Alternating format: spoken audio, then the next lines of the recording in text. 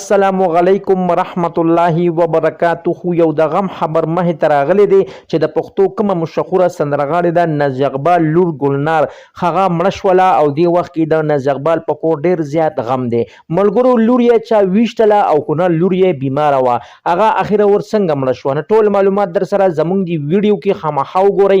که تاسو زموږ چینل کې نوي وئ نو مهرباني وکړئ زموږ د چینل مخه در سره سبسکرایب کړئ او خوا کې ور سره د ټلۍ بټن ووهئ چې تاسو ته زموږ خبر ډیر زر در رسي.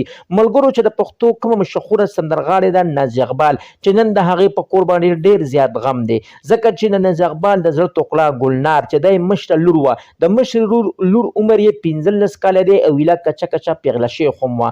اخره ور په لندن په هسپتال کې هغه په حق باندې ورسېده او ډیر څومره چې هم اداکاران دي په لندن کې هغه ټول دی وخت کې د ناز اقبال خاندان سره په غدې غم کې برابر هم شریک دي.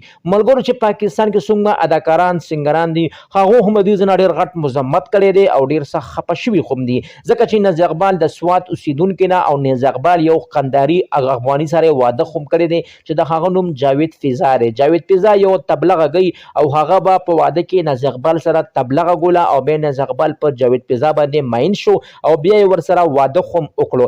ملګرو دې وخت کې د ناز اقبال 3 بچي دي 2 یې لوریانې دي یو یې زوی هم دی.